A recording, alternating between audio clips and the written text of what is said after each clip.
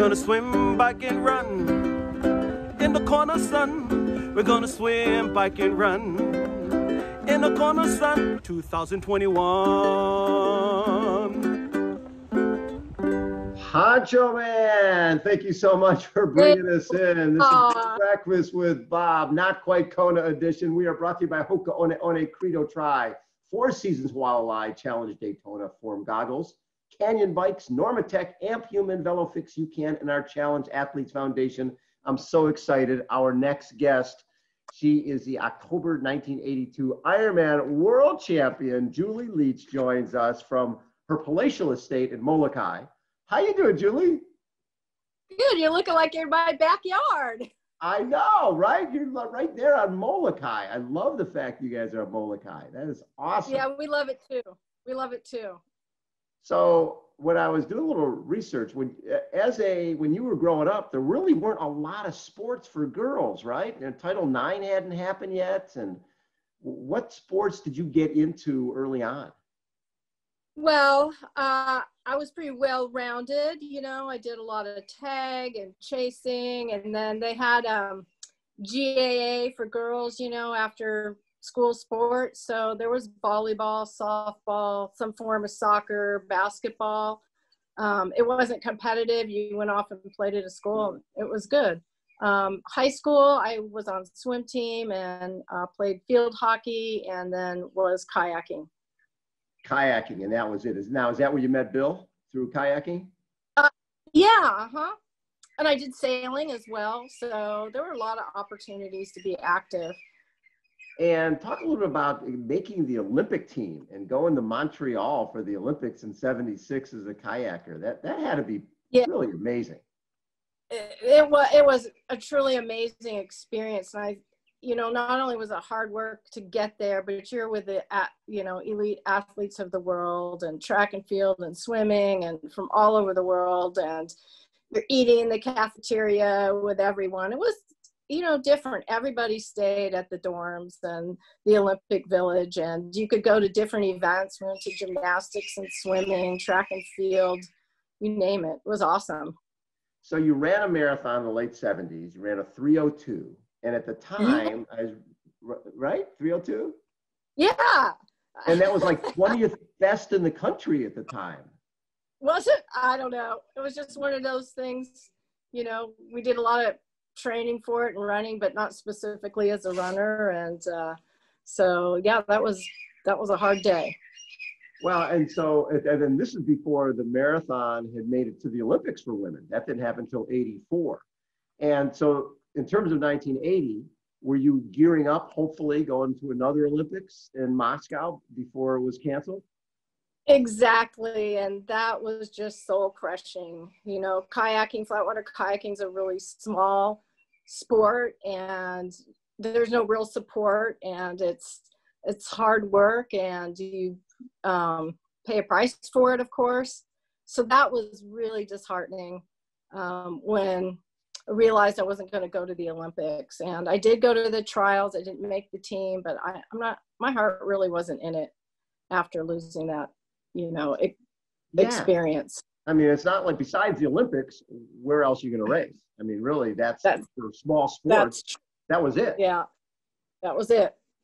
So '81, Bill comes over and does Ironman. And exactly. In Kona, was that it for you? That you said, okay, well, if I'm not going to kayak, what the hell? I might as well try this thing out. Yeah, I called him an ironhead. I just thought it was like the dumbest thing to do ever. You're right. It was a lot of training, but, we went over to support Bill, and it just sort of, you get into that, everybody's training, everybody's so excited, everybody's got the Kona Stoke going on, and I just got bit by the bug. So I had to go home and start training. That's for sure. That was 1982. That was February. That was the year of two. Also, he did it in February '82. That was the crawl year with Julie and yeah. And watching that whole scene was pretty amazing. What Julie did, it was just incredible. So to be in that era, was good. And I already knew a lot of the people through Bill's training. I think, I'd met people, and so it seemed like something I wanted to do. And so from February, and then that was the only year they did 2 Ironmans. So they added a second one because of what happened with Julie and Kathleen became the sport blew up, right? Yeah, exactly. And so you decided then that you wanted to go do the February race, I mean the October race. Yeah, the October race. I just went home, probably started riding Bill's bike, got a bike of my own, and just started going for it and doing a lot of training. And, I still had a really big base from kayaking. I just didn't kayak. I was still running. I was still swimming. So I'd done age group swimming. I had a pretty good background of running, at least getting some miles in. And so it was taking up the bike. That was the new adventure. Yeah. Was it one of those, and this is before we had clip-in pedals, right? This is when you still had cages and straps and all that type of stuff. Yeah, leather helmet. We did have brakes. We had brakes, some gears. Yeah, it's crazy how things have changed, for sure. Triathlon bars, I still have not experienced those. No, we didn't have those. Yeah. No. So you've never used those bars? No, I never have. They look kind of comfortable. I don't know. I don't know what the purpose would be for me right now. Yeah. But things, Gatorade wasn't even invented. Yeah. It was all about cola on the bike ride with licorice. Red licorice and cola. Yeah. That's a good combo. That's a good combo. I remember we used to take, at mile 20 of the marathon, we had a thing called the bomb, which was defizz Coke, no dose, and aspirin. Right? If your heart didn't blow up, you ran really fast the last 6 miles. So it's just not recommended for people. What do you remember about that race week? Being an Olympic athlete, you're a competitive person. I'm imagining that you weren't just there to tour. You were there racing. So no, I was really serious. There was no parties for me. I was still doing my training and we stayed in South Kona, kind of away from the crowds. Right. And so, just getting really ready, prepared to race. And you have to kind of be prepared to race on your own. At least that was me. I wasn't in it to do a placement. I thought if I really had a great race, I could be in the top 5. But for me, it was finishing and, well within my capabilities. And of course I wanted to push myself. So yeah, but it's pretty crazy. You get downtown and everybody's there, but not as big as this event is now, for sure. What was it? 800 participants. If you entered and you pay a fee, you could race. It's not like you qualified or anything. You just signed up. We all signed up and we went. That was it. That's equipment. Do you remember when you went into the lead, when you were leading that race for the first time? Was it on the bike? Or the road? It was on the run. I was catching people on the bike. I'm trying to remember how this went. I think I was maybe top 10 getting out of the swim, 11 to 12, something like that, top 10. And passing people on the bike, and Pat Hines, tall woman. Pat Hines. Pat Hines. Great cyclist. Yep. Yeah, awesome cyclist. But she was taped up, and I know running wasn't her best event, and running was was my best event, I felt. So I was actually looking forward to the run. Even though it's hot, it's humid, I was looking forward to running. And I caught her, I don't know, within the first 3 miles maybe of the run. And so now you're leading.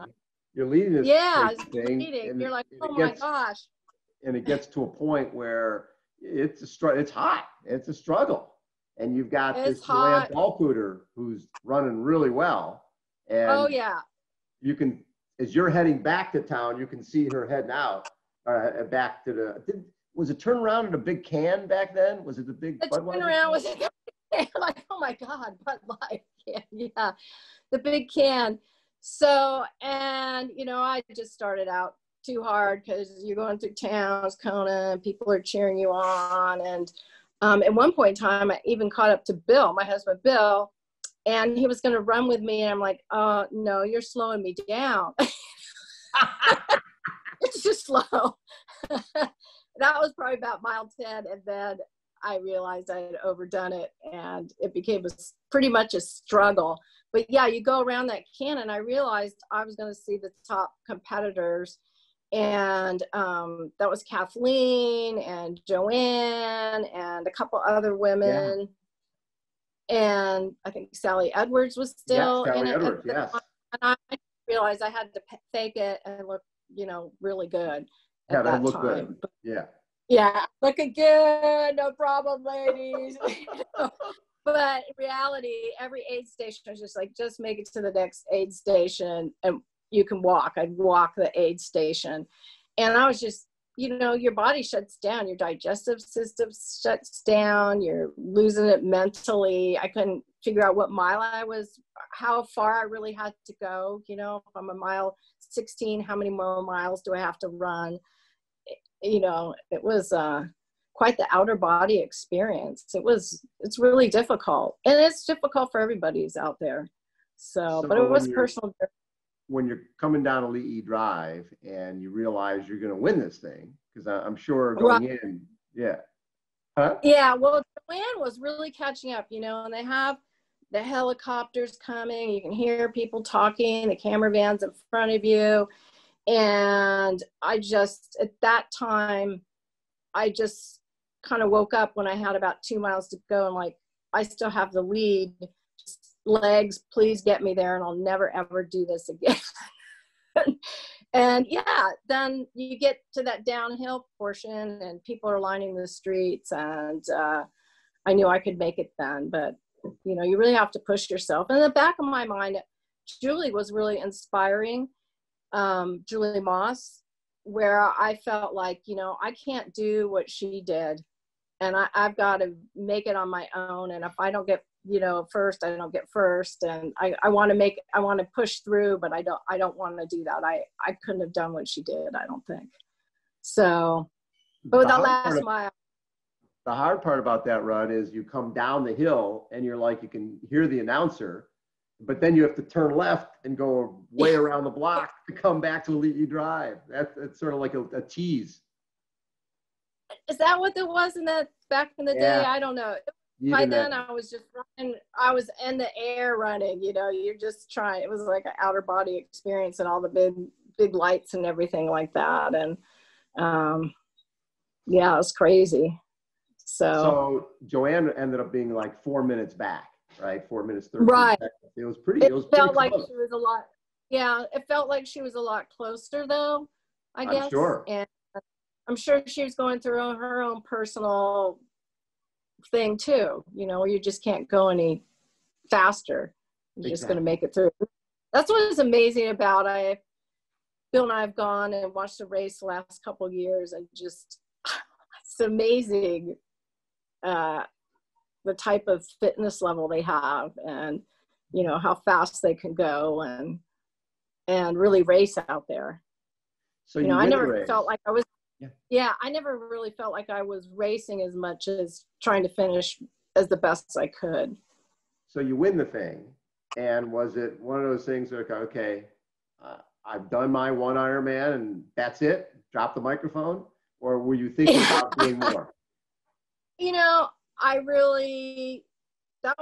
was a difficult experience. It took a long time to recover. I think the knowledge of recovering now and nutrition, for me, it really was the experience. I did some other races. I did some Ironman length of races, but, you know, I felt like I really had done my thing. I'd been in the Olympics. I experienced the Ironman, and I was ready to do some other things, like have a family. Yep.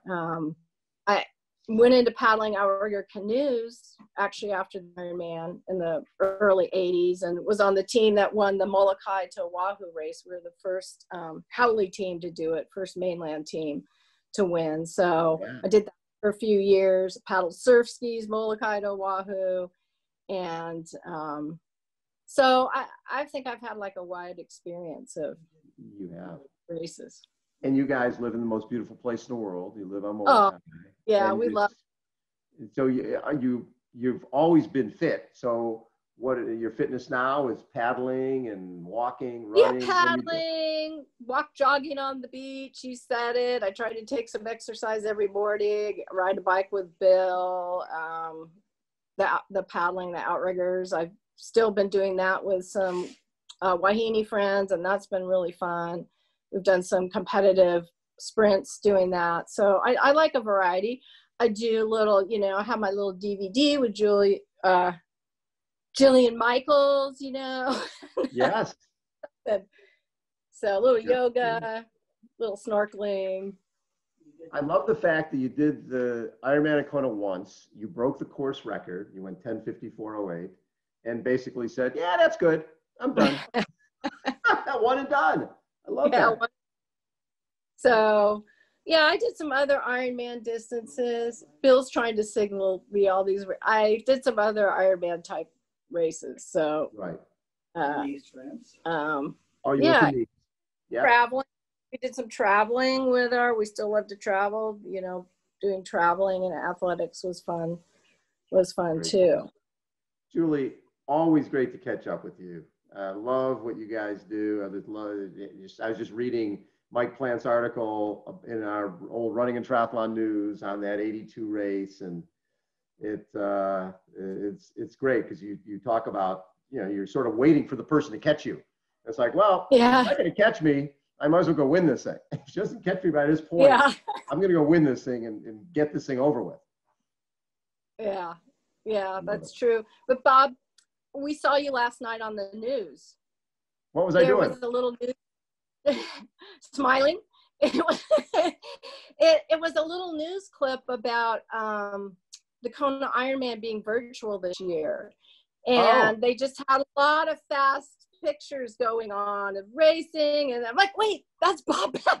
So I tried to catch it to go back, but it happened so fast. So I guess they're going to have a virtual race. You send in your time, apparently. And they came over to the house and interviewed me a couple weeks ago because they're doing all sorts of different stuff this week, sort of like we are. We're doing our Breakfast with Bob interviews with legends like yourself to talk a little bit about Hawaii.